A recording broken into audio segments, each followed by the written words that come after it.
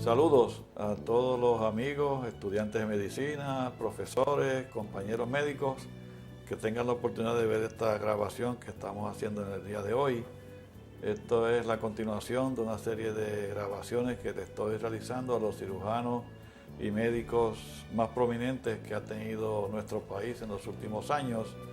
Hoy me place entrevistar al doctor José Felipe Bernal Rosa, compañero cirujano de trabajo, y para mí es un placer estar con él el día de hoy. Buenos días, José Felipe, ¿cómo están las cosas? Bien, gracias por lo de prominente. No, eso es verdad, eso no hay duda de que es uno de los cirujanos más grandes que ha tenido el país en Por lo los menos últimos para años. mi familia lo soy. Sí, eso es verdad. Pues, José Felipe, esto pues, es una serie de grabaciones, como te acabo de decir. Tato. Estoy haciendo de los cirujanos de Puerto Rico. Después quizás me dedique a algunos internistas también reconocidos en el país, pero hasta ahora estoy con los cirujanos. Y primero pues vamos a comenzar. ¿Dónde naciste? ¿Con quiénes son tus padres, tu familia más cercana? Y después con quién te casaste, los hijos y experiencias familiares. Pues yo soy de San Sebastián del Pepino. San Sebastián. Mis padres eran Lorenzo Bernal Serrano, mi mamá Isabel Rosa Medina. Papá fue agricultor, esa fue su profesión, a pesar de que trabajó en otras cosas. Pero lo que él quería era ser agricultor y fue lo que hizo hasta que murió. Y mi mamá fue maestra de escuela y principal en los últimos años de su vida, principal de San Sebastián. ¿Te criaste toda tu vida en San Sebastián? Sí. ¿Y estudiaste hasta escuela superior en San Sebastián? Estudié escuela superior hasta que vine a la universidad en el 1938, me parece. 38, Sí. Muy bien, yo tengo un año nacido. Muy bien. ¿Y dónde vienen tus padres o los padres de tus abuelos? ¿Dónde son? Mis abuelos son, por parte de papá, de Canarios. De Islas Canarias.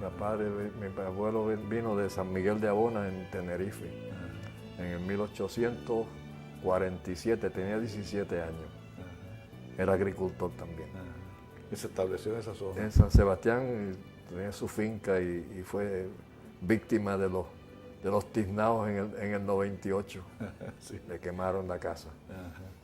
Y mi abuelo paterno era José Josa Quiñones, que era también agricultor, pero era político también. Era de los primeros socialistas de don Santiago Iglesias Pantín. Bien. Y mi abuela era de una familia Medina muy grande en el área de San Sebastián, que dicen que venían de Asturias, pero yo no de eso. Yo tengo más directo lo de mi abuelo porque fue de las Canarias. De las Canarias, sí. Y los Cejanos eran una familia bien grande también en San Sebastián. Ajá. Sí. Muy bien. ¿Y cuántos hermanos tuviste? Yo tengo 2 hermanas, yo soy el mayor, y un hermano de crianza, que se crió en casa y vivió toda su vida de los 5 años en casa, que ya murió. Okay. Hay una muchacha que pinta, ¿no? Mi hermana Isabel es pintora. Es pintora, sí. Y mi hermana Emilia se retiró de la universidad, era en bibliotecología, un PhD en bibliotecología, tenía un doctorado en bibliotecología, sí. ¿Y trabaja en la Universidad de Puerto Rico? En la Universidad de Puerto Rico. ¿Qué piedra? Sí, se retiró ya hace unos años. Ok. ¿Y entonces tú te casaste con quién? Yo me casé estudiando medicina en Chicago. ¿Estudiaste en Loyola? Estudié en Loyola, en Chicago. ¿De qué año, te acuerdas? De 1949. Espérate. No, me gradué en el 49. Ajá, ok. Del 45 al 49. Sí. Y me casé estudiando con Alice McGrail, natural, la familia de ella era de Pensilvania, eran de origen irlandés. Irlandés. Sí, tengo 2 hijos. ¿Y ella se mudó para Puerto Rico contigo? Ella vino conmigo vivió toda su vida acá con contigo. un hijo varón que teníamos. Ajá. Y acá adopté una hija en Puerto Rico, tengo una hija mujer que es adoptada. ¿Cómo se llama esa? Denise. Denise es adoptada. Y es trabajador social. Y el hijo es social. Tomás. Sí, Tomás es mi hijo. Sí, ese que estudió Ese era piloto. Air Controller. Air Controller. Ajá. Sí. que perdió el empleo con la huelga de los air controllers cuando Reagan, sí, sí, lo sustituyeron. sí. Sí, muy bien. Y entonces, pero Alice estuvo casada contigo ¿cuánto tiempo? 50 años. 50, son mucho. Yo me casé en el 46, ella murió en el 96. Sí. Alicia López del Vaso fue, Sí, ¿verdad? sí. Del Vaso, en el Cuando centro tuvo cardiovascular. sí, tú y Sí, Quique. sí. Y Quique Márquez. Marque, el centro cardiovascular de Sí, Puerto Rico. el vaso más grande que usted sacaba allí Sí, fue el de ella. Sí, sí, sí. Y después falleció ella más adelante. Poco unos cuantos tiempo años después, sí. Sí. Y después te volviste a casar. Al año y medio. Año y medio te casaste otra vez. Sí. Me casé en el 97, a fines del 97. Y llevo 10 años ya de casado. Segundo matrimonio. Segundo matrimonio. Muy bien. Y entonces estudiaste medicina hasta el 49 y después ¿qué hiciste? ¿Volviste por Puerto Rico? Sí, yo estudié becado de la Universidad de Puerto Rico. Vine con beca y me asignaron a hacer mi internado en Aguadilla. Antes había que hacer servicio público, ya no, pero Sí, antes había que sí, hacer, sí. pagar años. 2 años. 2 años. No, 4 años. 4 años. 4 años. Yo hice internado en Aguadilla, un internado rotatorio en Aguadilla, que no era reconocido fuera en Estados Unidos, pero entonces el segundo año lo hice directo en cirugía en Bayamón, en el Hospital de Distrito de Bayamón, con el doctor Juan Beltrán, era mi jefe. Juan Beltrán, Sí, que después trabajó muchísimos años en el auxilio, ¿no? sí. Y el hermano, tenía un hermano, Carlos, cardiólogo, Carlos Beltrán, que estaba en el Ashford que Presbyterian. era el que dirigía el Triple S en aquel tiempo. Sí, era un cardiólogo muy reconocido Sí. también. Juan Beltrán tiene una familia bien numerosa, muchos hijos, Sí. como 10 o 12 hijos, Sí. una cantidad así. Y entonces después, ¿hiciste cirugía dónde? No, después hice cirugía en Corea. Te mandaron para Corea. Ok. No, Corea fuiste en el 50. En el 52. No, yo después de terminar mi año de residencia un año que hice en Bayamón, trabajé en Vega Alta.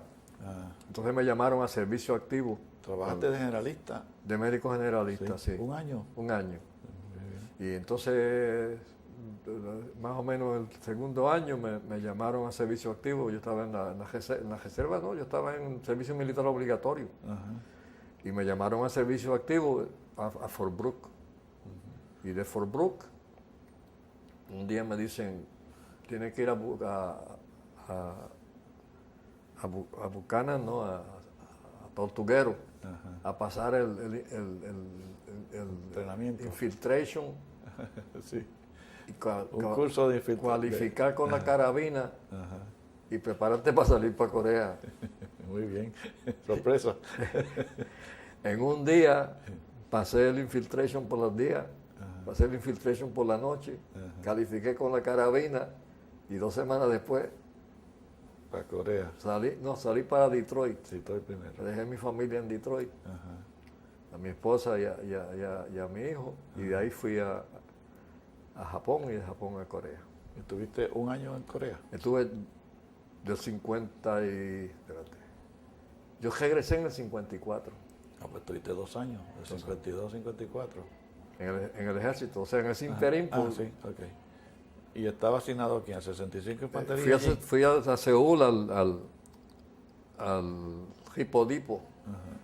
Y de ahí me dijeron que a dónde yo quería ir. Y yo digo, si yo voy donde me manden. Y me mandaron al 65 de Infantería, que en aquel tiempo, Regimiento de puertorriqueños. Coco Vicens, que estaba de médico allá en Corea, tuvo una lesión en un ojo y lo repatriaron y me mandaron a ocupar el sitio de Coco en el 65 de Infantería. Coco está en Ponce ahora, Sí. está viejito también, Sí. pero está bien. Y allí fui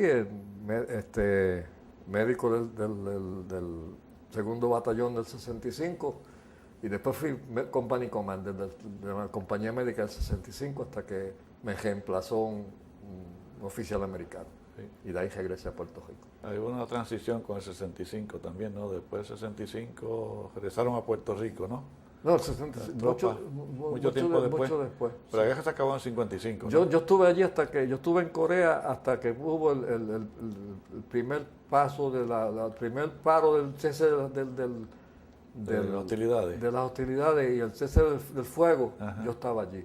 Ajá. O sea, que recuerdo como hoy la noche que se separaron los cañones y Se iba a acabar la guerra, de verdad. y se acabó la guerra, sí. Muy bien. Entonces, ¿vuelves para Puerto Rico? No, Eso es- volví a Japón. a Japón. Me mandaron a Un Japón. tiempo más allí. Sí, en Japón Hasta- estuve en el Tokyo Army Hospital. Ah, Y de Tokyo Army Hospital estuve, pensé que 9 meses en Japón. Y entonces regresé a San Juan, a Estados Unidos, aquí a Puerto Rico. Y vine a hacer mi residencia. Aquí- Ya yo estaba admitido en el hospital municipal. Ah, Tramité entonces viniste para acá a hacer cirugía cirugía en el completa. hospital, en el municipal de San Juan. en la capital, aquí en Santurce, en la parada Santurce, 22, sí. el hospital de la Viejo, Escuela de sí. Medicina para aquella época, ¿no? La escuela de Empezó en medicina 50, ya habían graduado el primer la primera clase, que fue en en 54. el 54. Sí.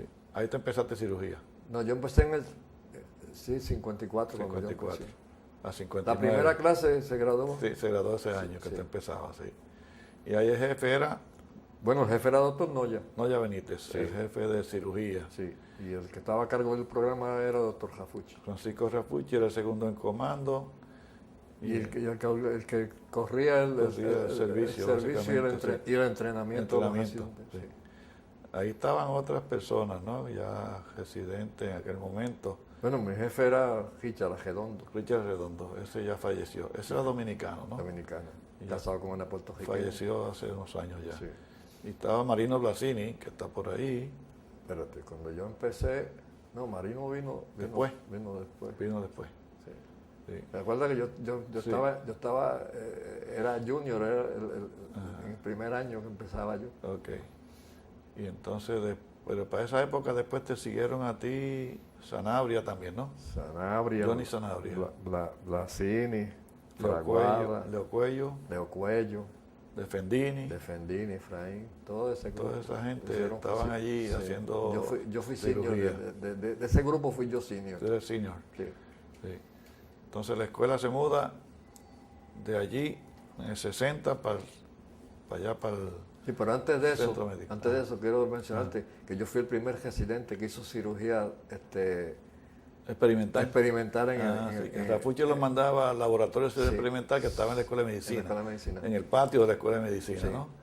Que allí estaban unos técnicos muy reconocidos y estaba doctor Gumercindo Blanco, Comercindo Blanco, Adams. Alberto Adams, que era Alberto su Adams. socio de mucho Sí. tiempo, era de origen libanés y, ese y doctor. hacíamos pues, mucha cirugía experimental en perros principalmente. Sí, sí. Sí, de allí se publicaron varios artículos Sí. en la literatura Sí.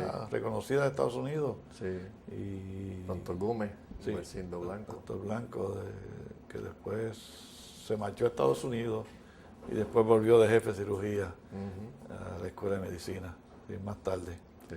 Pero tú fuiste de los primeros residentes que Rafucci insistía que jotaran por El allí, primero que para que me aprendieran pasé- el me método pasé, experimental. sí. Y... Yo venía al hospital a hacer la emergencia Ajá, de noche, guardia de emergencia. Pero de El día el estabas de allá. día estaba en el laboratorio. muy bien. Sí. Y también publicaron Y- algunos Y artículos. la otra para cosa que poder- hacíamos es que íbamos a los laboratorios de fisiología de la escuela de medicina. medicina. Yo yo hacía de monitor. Ajá. Allí conocí al doctor, que muy amigo mío, están ay Dios mío, se me olvida. La memoria me está fallando. ¿Dónde está la A hora? muchos de ellos que después se graduaron, Ajá. yo fui monitor de ellos. De ellos en la escuela, Sí. mientras eran estudiantes, sí. Muy bien. Entonces, después de eso, ¿qué pasó? Se muda la escuela para Río Piedra y tú también te vas con la escuela. Yo me fui con la escuela, espérate, yo empecé a trabajar cuando me fui con el fondo. Ah, con el Fondo Sur del Estado. Sí. El fondo, pero el fondo estaba ¿dónde? ¿Estaba en Río Piedra ya? No, estaba En el Hospital Professional. sí, Ahí es que estaba primero. sí. Ajá. Y después fuimos allá Ok, al después centro, fueron para al el centro centro médico y yo hacía guardias allá también. Ajá. Hasta el guardia en sala de emergencia, ¿no? sí. Asalariado allí. Sí, y ganando unos chavitos extras. Sí, ajá. Y entonces trabajaba en el fondo. Pero tú trabajaste en el fondo de cirujano general primero. Sí, cirujano general. Igual que estaba en práctica privada Sí. de cirujano general. Sí, en la oficina en el mismo. Porque yo me acuerdo, sí, que en la oficina que tú me adoptaste a mí cuando yo terminé, cirugía en el 70, pues yo fui a trabajar contigo allí en la oficina 210 del Professional Building, Sí. que primero fue Hospital del Fondo, después fue el Professional y ahora es un edificio de apartamentos. Eso yo lo Ahora es yo edificio lo de desconocía. apartamentos, sí. Y entonces yo trabajé allí contigo unos años, tú me acogiste en esa oficina y te agradezco todavía. Teníamos Porque y participamos en operaciones nos ayudábamos juntos. uno al Sí, es verdad. Entonces después te fuiste para el fondo como cirujano general y también ibas a la escuela de medicina con los residentes, ¿o no? En ese tiempo, En no. ese tiempo yo, no. fui a la escuela de medicina después que el fondo me mandó a hacer entrenamiento en cirugía de mano. Ajá. El doctor Ramón Izales fue la persona que me consiguió esta oportunidad con el doctor Carroll en Nueva York. Aprender cirugía de la mano Hacer exclusivamente. cirugía de mano, entrenarme en cirugía de mano, porque en el fondo hacíamos muchas. Exacto. Entonces yo estuve 6 meses con el doctor Carroll. Ajá. No tuve tanto tiempo, pero estuve 6 meses en cirugía de mano. Después regresé al fondo. Seguí trabajando en cirugía general, más cirugía de la mano en el fondo. Y entonces empecé con la escuela a entrenamiento de cirugía de mano de los residentes. Sí, sí. O sea que me compartía con el fondo y la escuela. Sí. Pero ese fue tu adiestramiento en cirugía de mano. Pero antes, Rafucci también te envió a Estados Unidos. Oh, sí, sí, cuando yo estuve en mi residencia, yo fui primero a Minnesota. Ajá. Cuando se empezó la cirugía cardiovascular aquí, Ajá. los primeros casos de open heart que se hicieron aquí en Puerto Rico se hicieron con hipotermia. Ajá. Y yo fui residente, asistí en los primeros 2 casos que los hicimos con hipotermia en el Doctor Hospital, con el doctor Jafucci. En privado. Sí, 2 casos de defecto interatrial que paramos con hipotermia. Sí, sí. Y entonces después de eso fue que yo fui a Minnesota, que el doctor Jafucci me mandó allá a estar con el doctor Lilis ahí 6, 8 meses, que parece que estuve. Eso es para aprender el manejo de la máquina cardiopulmonar. Acá estábamos usando la bomba ya, la extracorpórea, porque el doctor Jafucci en un viaje que hizo allá se trajo parte del equipo, lo estábamos usando en el laboratorio de cirugía experimental, no en clínico. Ajá. Y entonces yo fui allá a estar con el doctor Lilis y ver el trabajo clínico que estaban haciendo ellos. Y aprender a manejar la bomba. La bomba, sí. Muy bien. Eso era parte de la visión que tenía el doctor Rafucci de enviar cirujanos a adiestrarse en técnicas nuevas en ese momento, ¿no? Sí. Para volver a Puerto Rico y aplicarlas acá, ¿no? Porque envió mucha gente. Después de ti envió a otros más, a otras cosas. Cuando empezaron los trasplantes de órganos, sí. Yo fui a Nueva York, que él me mandó con de Rappaport a aprender a hacer tissue typing. Eso es para evitar el rechazo y cómo entender el rechazo de un órgano trasplantado y estas cosas. Antes de este niño, ¿cómo se llama? Que está en el professional, en el presbiteriano, ay Dios mío, amigo nuestro. Haciendo Santiago del Pin. Santiago del Pin. Santiago sí, fue después. Que está en el auxilio. Sí, él fue después. Sí, es verdad. Sí, fue verdad. Pero yo fui antes que él a entrenarme en sí, porque para aquella época todavía había muchas áreas en duda o se desconocía cómo evitar el rechazo. Sí. Y eso fue antes de que se hiciera el primer trasplante de corazón en South Africa. Yo me imagino sí, que yo no recuerdo. Fue antes. Felix Rappaport era el que estaba haciendo ese tipo de experimentación. Experimento en tissue. Y fuiste a aprender de eso también. Sí. Después Rafucci envió también a Kiko Olivera, Francisco Enrique Olivera. Kiko Olivera y después Santiago del Pin. Y Santiago del Pin a trasplante. Sí. Y a Torre Aguiar, Carlos Torre Aguiar a hacer microscopía electrónica, fue lo que fue él, ¿verdad? Sí. Antes de que hubiera siquiera el microscopio electrónico en Puerto Rico. Y lo envió para allá. Y eso era una visión bien amplia que tenía el doctor Rafucci de enviar a sus estudiantes para allá. Bien, entonces después de que estás en el fondo, exclusivamente en cirugía de la mano por un tiempo, ¿no? No, en el fondo yo hacía las dos cosas. Yo hacía cirugía de mano y hacía cirugía general. En la escuela de medicina fue que empecé solamente a hacer cirugía de mano, en parte de mi tiempo a entrenar a los residentes. Y ¿Eso fue cuando Gutiérrez era el jefe o cuando yo creo que sí. Víctor Gutiérrez era el jefe. Víctor ya doctor. Del 69 en adelante fue Víctor Gutiérrez el jefe. y después fue que Olivera lo sustituyó por un tiempo y después vino don Gumersindo Blanco. Y entonces te quedaste allí y después fuiste más adelante al hospital. Después empecé a ir a veteranos. A veteranos. Unas horas part-time, 8 horas, Sí. a hacer cirugía de mano. Exclusivamente de mano. De mano.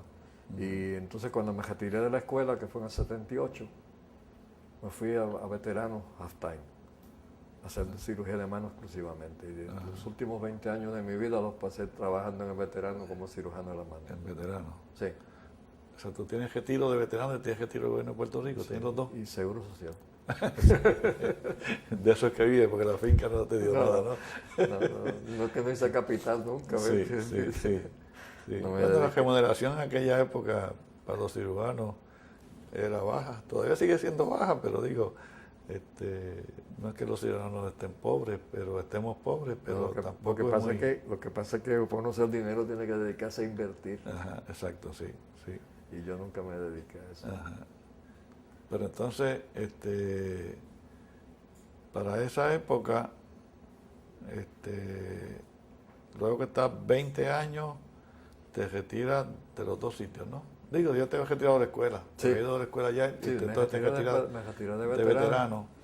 en el 98. 98. 98. Yo sé que estuve un tiempo después trabajando gratis para veteranos, como Sí. compartiendo en las clínicas y eso, sin remuneración. Poco, Pero como Part-time, 2 años más parcial. estuve después. Pero me retiré yo creo que fue en el 98. 98 finalmente, entonces Sí, siempre sí. de ahí para adelante estás en Yo me tu gradué en casa. el 49, así que estuve Sí. casi 50 años trabajando. Eso está tranquilo de retirado Bueno, y casado por segunda vez. Eso está casado. bien, eso está bien. sí, ¿Y qué hiciste con lo que le daste de la finca por allá de tus padres? la vendí. ¿Vendiste todo? Todo. Todo. Porque, bueno, eso, realmente para repartir una herencia, la única forma de repartirla adecuadamente es repartirla en dinero. Sí, sí, porque... Tú empiezas a repartir tierra, nadie queda conforme. Ajá. Y mis hermanas y mis hermanos estuvieron de acuerdo y eso fue lo que hice. Y nadie tenía interés en No cultivar. había ningún agricultor. Nadie, El nadie. único que me gustaba un poquito era yo, pero no me gustaba sudar mucho. Sí, había que sembrar muchas cosas. Entonces vendiste todo. Vendí todo, repartí el dinero Ajá. y me compré unas cuerditas de terreno en ahí bonito. Ahora tienes otra Tengo otra finca 3 cuerdas de terreno. tuya exclusivamente, que Sí. no era de herencia. Y una casita de campo muy ¿Cuántas buena. cuerdas tienes? 3. Tres. Sí. En Aybonito, en el Ahí centro de Bonito. la isla. Sí. Muy bien. Porque está cerca de San Juan y el fresco. Sí, Las dos sí, cosas. sí, allí no hay problema de calor y en el invierno de aquí pues hace bastante frío. ¿Y qué haces allí? ¿Siembras o tienes algo? Bueno, yo ahora no hago. Yo iba a montar a caballo, tenía caballo de paso, pues, de paseo, pero el caballo de paso fino, de paseo. Un petío, un par de ellos y hice algunas. Eso era tu pasatiempo hobby, sí. favorito, tu Siempre, hobby favorito. Desde niño, yo empecé a montar a caballo a los 8 años. Papá me regaló un caballo. Sí, muy bien. Nunca me regaló un carro, pero me regaló un caballo. Para transportarte allá en el campo, ¿no? Y en eso me entretenía, montando a caballo, sembrando algunas cositas, haciendo ejercicio, cortando grama y manteniendo aquello. Pero ya no, ni eso hago. Ya no tienes los caballos de paso fino. Vendí los saliste de caballos. ellos, Y porque lo que no voy, podías. voy al campo a coger fresco y a tirar al blanco con un rifle que tengo. ¿Ah, sí? Sí, Sí, muy bien. un rifle pértigo.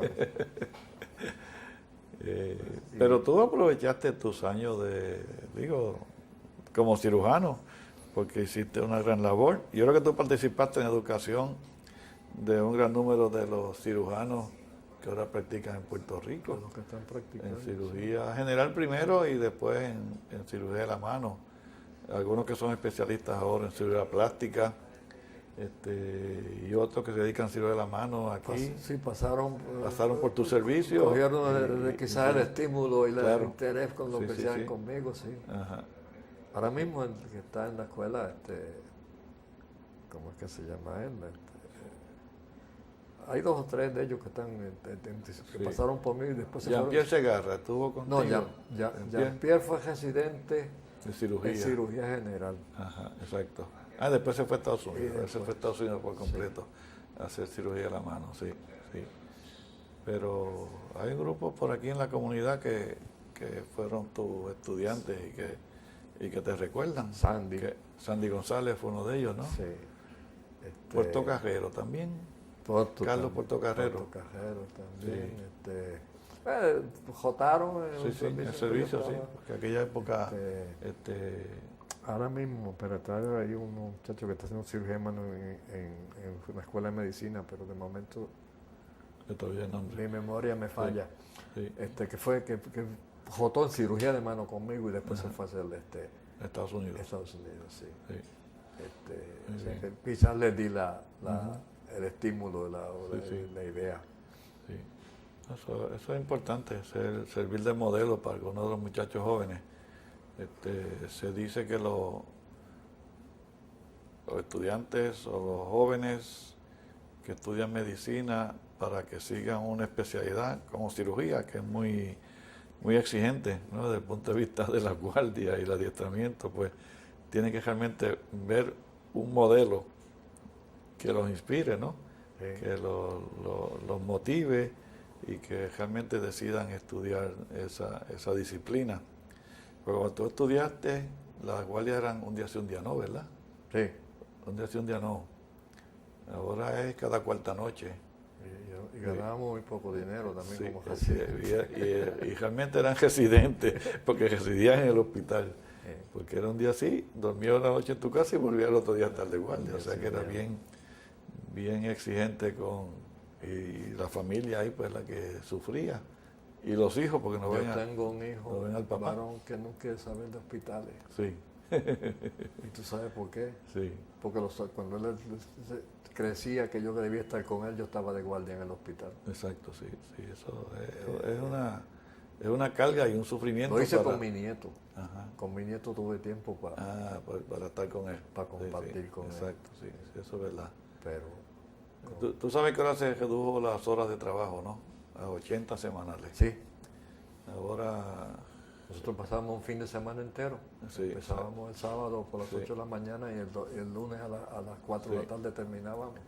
Y que no se podía hacer guardia en ningún sitio para ganar, pero no daba tiempo tampoco. Ahora sí que cada cuarta noche, pues los muchachos se supone que sea para que estudien y para que estén con su familia, salgan mejor los exámenes que se dan en cirugía.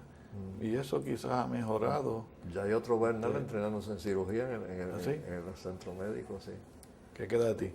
Un hijo de un nieto de un primo hermano mío. ¿Ah, sí? Pero Bernal. De Bernal, sí. Los Bernales están todos en esa zona de San Sebastián. San Sebastián y Lares. Sebastián y Lares. Sí. Sí. Mi abuelo y un hermano de él que se situó en Lares. Las familias vinieron inicialmente y se quedaron por esa zona. Lo que pasa es que la mayor parte de los varones nacieron en San Sebastián. Ajá. Que llevan el apellido. Y hay unas muchachas que se fueron para Lares. En Lares, los descendientes de Lares, me parece que hay uno o dos que llevan son segundo apellido Bernal. Segundo apellido unos cuantos, pero son menos los varones. Menos allá. Sí. Y entonces ahora, tú leías mucho también antes, ¿no? Sí, pero ahora lo que leo son novelas. Sí. Bueno, pero por lo menos te entretienes en algo. Mi hobby es leer libritos de esos pocket book de esos de detectives y cosas de esas, eso me entretengo, ya no leo nada. Pero yo recuerdo que tú leías mucho de cuando medicina, estabas en cirugía y otras obras. Sí. Sí, no. Eso fue una cosa que no aprendí mucho de Otto Rafucci. Él leía todo el tiempo, pero no era nada más que... Sí. Yo cuando me retiré, me retiré por completo. Sí. No me mantengo al día en las cosas nuevas que están surgiendo en esas cosas, y trato de interesarme. ¿Y te recuerdas de tu interacción con Rafucci como el director del programa o casi director acá en el municipal y después en la escuela? Porque era un tipo bien exigente, ¿no? Oh, sí. Sí, pero la única forma de tú mantenerte bien con él era matarte trabajando, que él te viera a ti y trabajar y estudiar al mismo tiempo. Sí, exacto. O sea, tenías que estar dispuesto a contestarle preguntas. Sí, en los rounds. En los rounds, que los rounds eran famosos. Sí. Pero la forma que él lo hacía, yo creo que ahora nadie la acepta. Pues te acuerdas que él como que ridiculizaba al estudiante si no sabía y no permitía que alguien inventara cosas. Decía, ¿cuánto es la sobrevida del paciente con cáncer de estómago? Y tú te inventabas un número y dices, no. Si usted no sabe, no invente, dígame que no sabe y yo le enseño. Sí. Y ese método ahora, pues como que no, los muchachos de ahora no van a aceptar que el profesor lo trate así, pero digo, los tiempos han cambiado, pero esa era su forma de hacerlo. Ahora, ¿tú te acuerdas que él madrugaba a pasar visita? Pero lo que pasa es que él se entrenó así también. Ajá. O sea, él estaba transmitiéndonos a nosotros lo que él trajo de Wangentin. Sí. Que le exigía que estuviera constantemente al día, algo nuevo.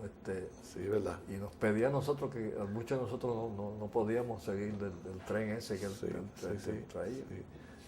Ese tren de trabajo. Pero fíjate, de Wangenstein fue el que produjo una gran cantidad de ese programa, de los jefes de cirugía en todo Estados Unidos. Sí. O sea que realmente ese programa fue exitoso en producir líderes. Como un debate Exactamente, en Texas, ¿no? Sí. Sí, que producen los cirujanos que iban a destacarse después más adelante en el mundo. Y Jafuchi venía de ese grupo que le exigía mucho a sus estudiantes. Y a veces los estudiantes se sentían saturados. Y él aparecía en el hospital. ¿Tú recuerdas de eso, no? 2 y 3 de la mañana, cuando menos se lo esperaba uno. Ajá. Aparecía, se desvelaba, aparece de noche y iba al hospital a pasar visita con ustedes y a preguntarle cosas a los pacientes. A ver qué estábamos haciendo. A ver si sabían. Estábamos haciendo alguna poca vergüenza. A ver si sabían, sí. Hay muchas historias de esas, de cómo él sorprendía a los residentes, así fuera de horas siniestras, de madrugada, a las 6 de la mañana, a las 5. Yo creo que él se desvelaba en la casa y la mujer lo botaba y se venía acá a hacernos la vida desagradable a nosotros. Debe haber algo de eso porque hay muchas anécdotas y muchas historias de cómo él se comportaba con los residentes y las cosas que le exigía que hicieran. ¿Y qué tú me tienes que decir ahora de cómo ha cambiado la práctica de la profesión de nosotros? ¿Qué cambios tú has notado que te impactan? Que no eran como cuando tú eras... Técnicamente, yo creo que ha habido un progreso extraordinario. Sobre todo en las técnicas de endoscopía y de este tipo de cosas. De técnicas quirúrgicas, de cómo tratar los pacientes ahora. Diferente. Cómo operar al paciente, cómo tratar al paciente distinto. Ajá, cómo operarlo, sí. Cómo operar la técnica operatoria, sí. Sí. Lo que yo encuentro que ha disminuido es el interés en el bienestar del paciente, no por el médico. Pues yo creo que los médicos seguimos sintiendo el mismo deseo de que el paciente esté confortable, que salga bien de la operación, pero la forma en que uno tiene que practicarlo hoy día, yo no, gracias a Dios, nunca tuve que hacerlo así. De tener que el paciente hacerse todo ambulatorio, aún en condiciones en que no puede. Tener que las esperas para entrar a la sala de operaciones sentado en una butaca afuera. El irse a la casa temprano, algunos pacientes pueden, otros quizás no están en condiciones. Yo no hubiera podido trabajar con esa forma con mis pacientes. Sí. Me parece que no me hubiera sido posible porque he visto en mis familiares someterse a ese tipo de cosas que es muy incómodo, muy sufrido para el paciente. Sí. Porque antes el paciente se admitía el día antes, dormía en el hospital tranquilo, ¿no? Se premedicaba, ya eso no se usa. No. Fíjate, se premedicaba, se daba un medicamento para que durmiera tranquilo el día antes de la operación. Sí. Ahora, ¿y eso tú entiendes que son imposiciones de los planes médicos o del gobierno? Bueno, yo creo que son los planes médicos. A mí no. Y los hospitales, por la economía que se hace, es no tener que hospitalizar al paciente antes de tiempo. Sí. O sea que hay una combinación de yo creo que son los planes médicos los que están forzando el issue en esa cosa, que ellos se economizan dinero con eso. Sí. Pero, hay pacientes que están en condiciones de hacerlo en esa forma, pero hay otros que no.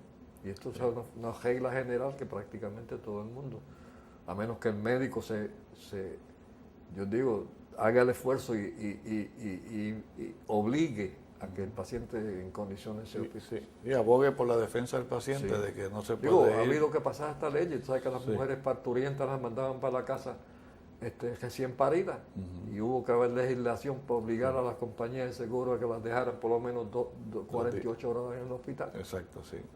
Eso es absurdo desde mi forma de vista. Sí. Yo no me alegro no estar practicando en este tiempo.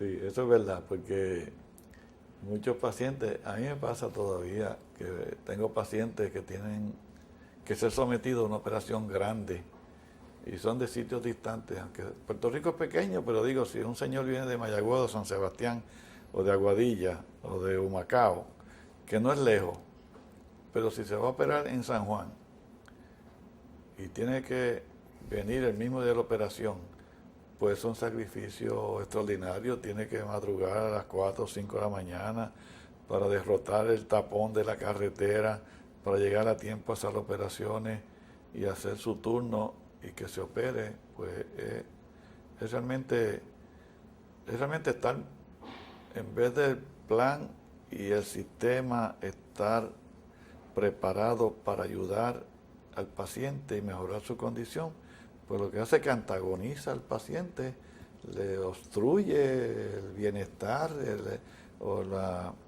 tener menos sufrimiento, ya que va a estar sometido a una cirugía o una cosa que le cause ansiedad y sufrimiento, pues se lo altera, se lo trastorna todo. O sea que, y es por la economía.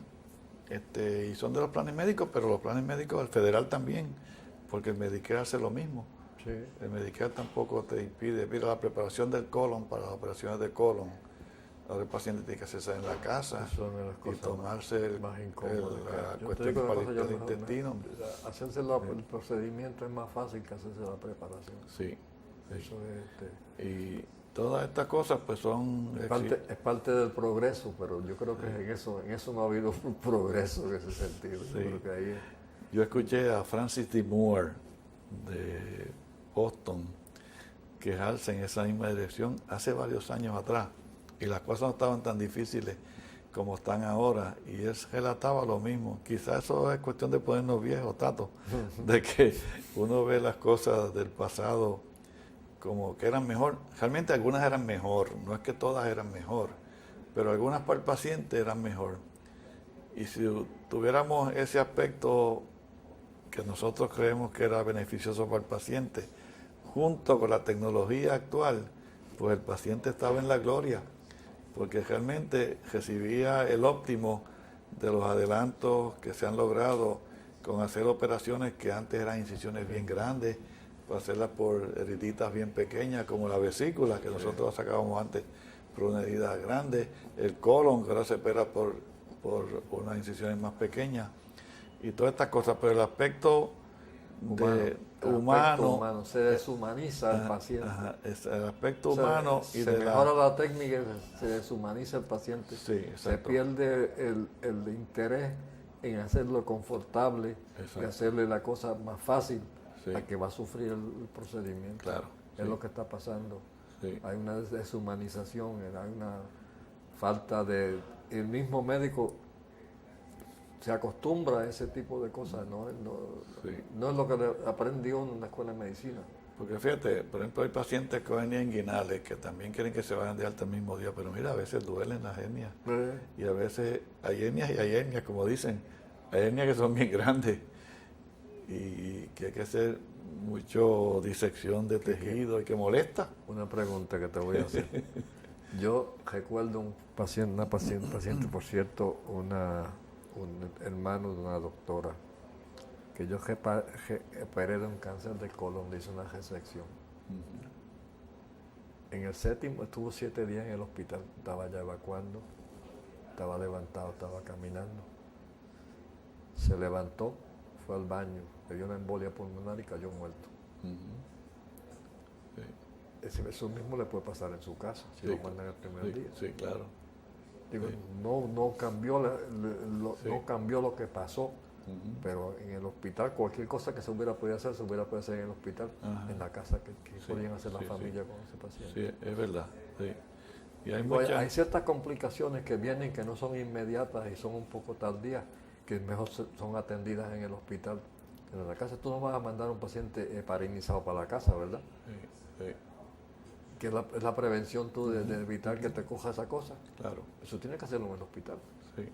Ahora se usan otras cosas para evitarlo, pero digo, como quiera, sigue y se da una mala imagen. Y quizás eso nos lleva a los problemas médico-legales que tenemos, que tampoco tú los viviste en aquella época porque casi no existían. No demandaban tanto. Ahora, que también se exige una perfección que no existe en esta ciencia, ¿no? Ni en la medicina ni en la cirugía. Porque eso nadie puede ser perfecto y todo el mundo va a tener alguna complicación, que algunas son propiamente de la enfermedad o del paciente, no necesariamente del procedimiento. Yo escuché a uno los otros días decir que cuando se complica un paciente o un internista, la pregunta es, ¿qué le pasó? Y cuando se complica un cirujano, ¿qué hizo el cirujano? La pregunta es, ¿qué tú le hiciste? Sí. Que es diferente, ¿no? Sí.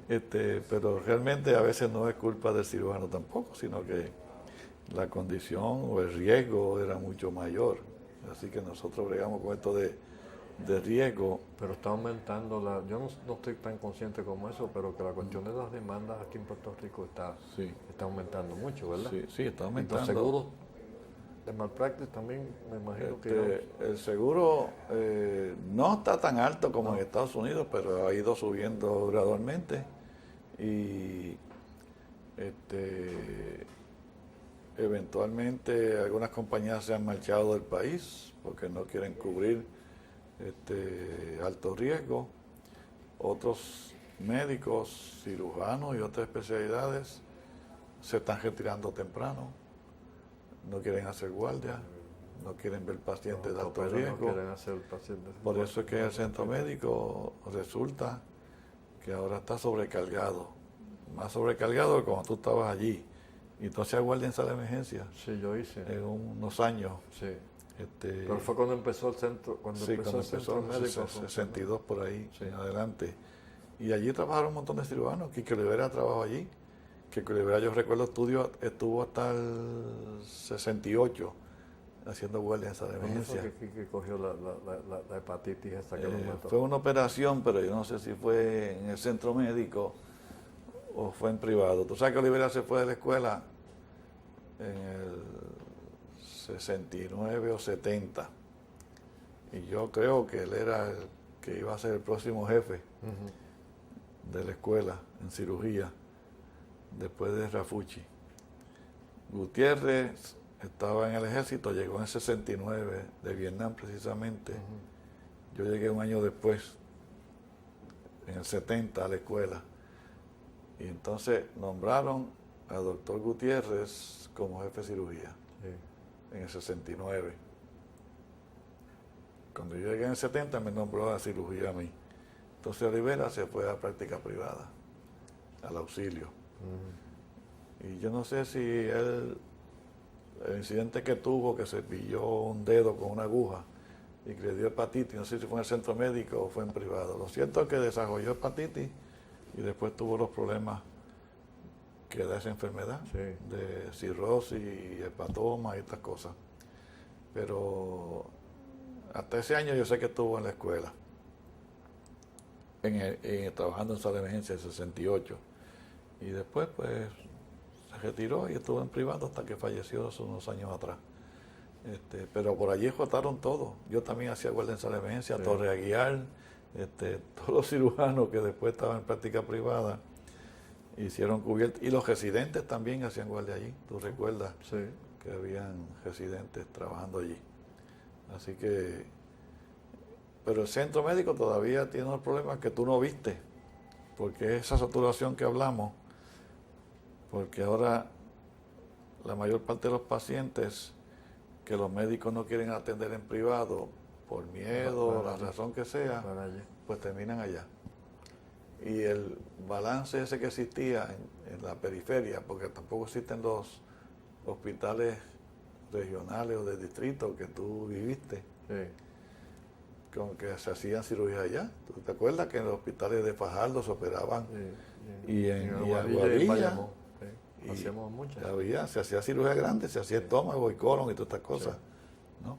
Ya no. Ya no se hace, o se hace mucho menos, o está privatizado. Pero Carolina es parte del Sí, Carolina de la Escuela de de la Escuela Medicina de ahora. Medicina. De la Escuela de Medicina ahora, Carolina. Pero, y allí se hace de todo. Y están los programas de cirugía Están los general. residentes nuestros allá. Están los residentes allá. Y está también Medicina de Emergencia, que tiene el programa, está basado allí. El hospital base es Carolina. Y se llama Hospital Universitario Sí. de la Escuela de Medicina ahora. No es el del centro médico, aunque aquel también se usa como para los estudiantes. Pero me refiero que en el pasado, cuando tú estabas en Aguadilla, cuando Roquenido estaba en Fajardo y estuvo en Bayamón. La mayor parte de los accidentes y los problemas quirúrgicos inmediatos exacto, los resolvíamos nosotros. Y Salvador Busquet, Sí, que estuvo en Fajardo por muchos años, ¿no? Sí. Pues todo se hace allí. Y de hecho el centro médico no existía todavía. Y aún existiendo el centro médico de 61 adelante, esos hospitales funcionaban hasta el 93, que es que se privatiza el sistema y empiezan a venderse poco a poco. Y eso es otra cosa que tú no viviste mucho. La privatización. Tú te retiraste en el 98 y la reforma empieza en el yo me retiré 93. en el 98 de Por veterano. eso ya estabas allá, De veterano. que no viviste No, esto por acá me retiré en el 78. Ajá, Yo tuve 20 años en veterano. exacto. O sea que en el 78 todavía las cosas acá funcionaban de otra forma. Exacto. Sí. Funcionaba toda la periferia con el centro médico Sí. y después que te vas para veterano, de 78 a 98, pues la reforma te llevaba 5 años cuando tú te retiraste y tú no tenías que ver nada con la reforma, porque tú estabas Sí. en veterano exclusivamente con los Sí, residentes y el nosotros. programa de adiestramiento de allá. Pero hay algunas cosas que tú no viste y que por suerte pues mejor que no las vieras porque no han sido, algunas no han sido muy buenas. No han sido para la mejoría, Sí. entonces. O sea que la reforma, La reforma está por ahí, pero está como estancada. Ya no se sabe y si tu le va amigo el gobernador. si le van a hacer más cambios. Está por ahí también, Dando todavía. candela. Y no se sabe qué va a pasar. Y estamos ahora hoy, 19 de agosto del 2008, que es un año de elecciones, que tampoco se sabe qué va a ocurrir y quién va a prevalecer. Pero con respecto a la salud, yo acá desde observador fuera, yo no sé cómo tú lo ves, pero no creo que va a haber muchos cambios radicales a lo que ha ocurrido en la salud de Puerto Rico en los últimos años. Yo digo por ahí a veces en forma jocosa que la reforma está, como dicen en el campo, está pasmada. Dime una cosa, una pregunta. Si hay la medicina universal en Estados Unidos, si gana Obama y viene eso, Sí. ¿eso aplicaría a Puerto Rico? Aplicaría posiblemente, por eso es que, pero yo no sé si, bueno, primero allá tiene que ganar Obama. Yo creo que tiene buenas posibilidades. Ya le empezaron a hacer la campaña sucia Ah, que, sí, claro. que hacen Sí, siempre es verdad. los republicanos. Es verdad, eso está empezando ahora y va a estar bien duro. Y aquí también va a estar bien reñida la política por lo que ha ocurrido. Pero yo no creo que Estados Unidos, ellos hablan de plan universal, pero no es... No al estilo de Canadá, ni No, al estilo exacto, de Gran Bretaña, de Francia Inglaterra. tampoco. No es así. Ellos lo que hablan es que los de Medicare sigan con su Medicare, que los niños se aseguren y que la población trabajadora pues tenga acceso a un seguro de salud para que nadie esté descubierto. Pero no es el sistema canadiense o de Inglaterra de que el gobierno es el que paga. Eso nunca va a ocurrir en Estados Unidos. Yo creo que el capitalismo de Estados Unidos es tan grande, el motivo de lucro es tan grande que no va a ocurrir ese sistema. Las compañías de seguro y las farmacéuticas Sí, lo permiten. Son bien poderosas. Sí. Canadá, que tiene el sistema pagador único, sigue siendo un sistema capitalista, o sea que Canadá nadie puede decir que es socialista, ni comunista, ni qué sé yo Sí, cuánto. esos son malos nombres que le sí, ponen al, sí, al programa para que la gente para que le cojan miedo. le cojan miedo. Para que le cojan miedo. Yo estuve en Canadá, yo Sí. crucé de Detroit a Windsor y crucé Ajá. todo hasta las cataratas. Sí, Y en el tiempo que tú estás allí, en el momento que tú entras, tú empiezas a pagar algo, te cobran y estás cubierto por el sistema. sí, exacto. Aunque vengas de afuera, tienes los mismos derechos que los canadienses. Igual que dicen de los países europeos, que tú vas a España y te atienden, o cualquier país te dan el servicio de salud. Sí. Francia igual. Y pues lo interesante es que Estados Unidos, siendo el país más poderoso del mundo, Ya no, no tiene ahora es Venezuela.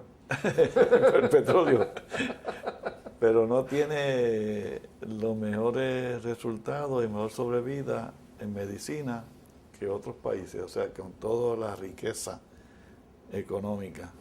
Y es que en la constitución de ellos no está el derecho a tratamiento, el derecho a la salud. Contrario a otros países, como te digo, Canadá, que tú conoces, y Inglaterra y algunos europeos, Japón, Australia, que todos esos países van adelante con respecto a Estados Van Unidos. adelante en cuanto a la atención de, Ajá. de la De la población, población, total.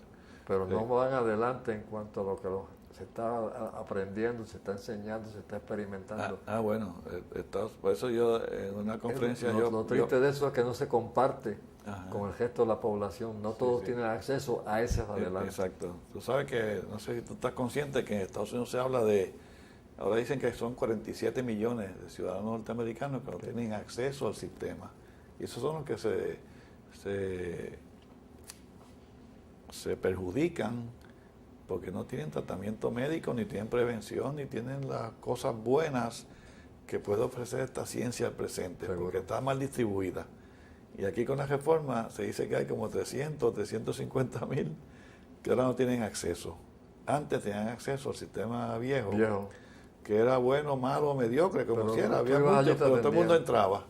Sí. Y de ahí te repartían para el hospital de área, para el centro médico, para donde fuera. Ahora, ese grupo que no cualifica como pobre para estar en reforma, ni como rico de 200% de ingresos, de pobreza, pues tampoco entra al sistema. Y eso es lo que ahora nos parecemos más a Estados Unidos en ese aspecto, pero se ha perjudicado quizás el acceso a algunas personas. Eso es parte de la misma influencia del Exactamente, de influencia económica, política o como quieras llamarlo. Pero veremos a ver qué ocurre en los próximos años en Puerto Rico, quién gana en Estados Unidos, quién prevalece en Puerto Rico, pero como yo creo, te anticipo, que yo creo que no va a haber unos cambios grandes, muy dramático. dramáticos, radicales en cómo se practica Yo la creo que medicina. te voy a decir, yo creo que nosotros los médicos debíamos tomarnos una parte más activa en expresar estas cosas. Sí. En lugar de callarnos y adaptarnos a lo que venga, porque Sí, debíamos tener más voz, sí, más participación. sí, Participación. por lo menos expresarlo y Y decirlo. más orientación, porque los políticos muchas veces hacen cosas porque no tienen la orientación o No, los políticos no tienen los conocimientos ni primero, los- muchos ni de los- ellos, Ni los intereses. ni los Los intereses. intereses Y de quizás ellos son distintos a los de uno. el problema, pues, que los políticos lo que quieren es Seguir- renovarse seguir y chupando. volver a ganar las próximas elecciones. Y eso quizás hay que cambiarlo también. Pero es otro asunto que lo vamos a resolver Nosotros no. en este momento y posiblemente nuestra generación, Yo o te voy nuestro a decir, tiempo. Yo sigo yendo, te voy a decir una cosa, yo sigo yendo para mi atención médica a veteranos. Vas a veterano. Sí. Porque por mucho que se diga, Ajá. como yo trabajé allí, esa Sí, es otra cosa. sí, tú conoces el sistema. Yo conozco el sistema. Ujú. Digo, para algunas cosas me trato fuera. Yo las visitas y las cosas, yo a veteranos no voy a ocupar el sitio. Voy a Sí. un médico acá. Pero si tengo que hospitalizarme para hacerme cualquier cosa, voy. Sí, vas allá. No, sí. Sí, ahí el sistema es bueno y trabaja bien, yo creo. Y las facilidades. Físicas son muy buenas, tienes residentes en todas disciplinas que te pueden atender y ayudar. Sí. Y eso es lo bueno del centro médico, que el residente te puede atender en lo que llegue el attending, que es lo que da. Muchos de ellos están ya en el nivel de sí, que ya están. Resolver cualquier Exactamente, cosa. sí. Eso es lo bueno.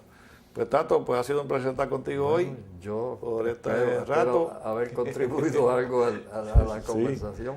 Muy bien. Recuerda muchas cosas. Y te agradezco que me invitaras. ¿Cómo no?